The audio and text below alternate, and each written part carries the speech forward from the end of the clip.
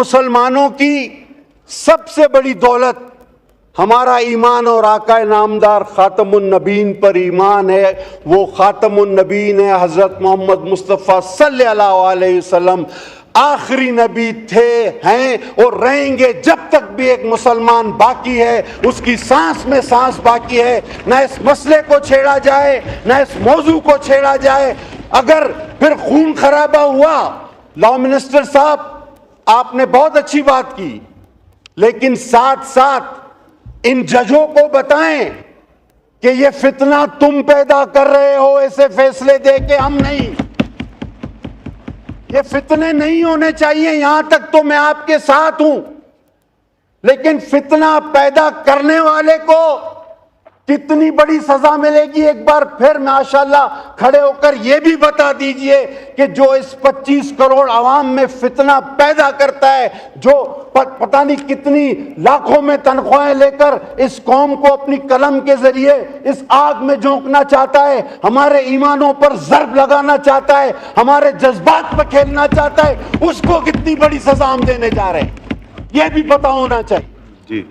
لہذا میں سر اسپیکر صاحب آپ سے درخواست کروں گا، میں 10 بجنا اپنے بھائیوں سے اپیل کروں گا، کوئی کمیٹی نہ بناؤ.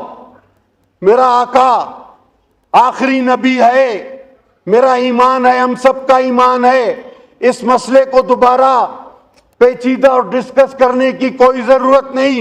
ہاں، ایک کمیٹی بناؤ کہ جو اس قسم کے فیصلے دیتے ہیں جس سے عوام میں بے چینی، انتشار اور فتنہ پھیلتا ہے، ان لوگوں کی کیا سزا ہونی چاہیے. اور آرٹیکل کو اگر ری رائٹ کیا گیا تو کیا وہ آرٹیکل 6 کے زمرے میں آتا ہے یا نہیں آتا، یہ بھی بتایا جائے.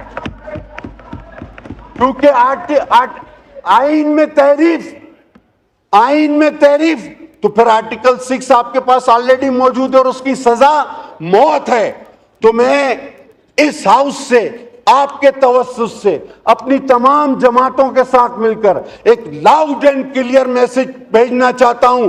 چاہے کتنا ہی لمبا کالا کوٹ آپ پہن لو، چاہے کتنے ہی لوگوں کو آپ نے پھانسی پر چڑھا دیا ہو، آپ ہمارے ایمان پر حملہ مت کرو.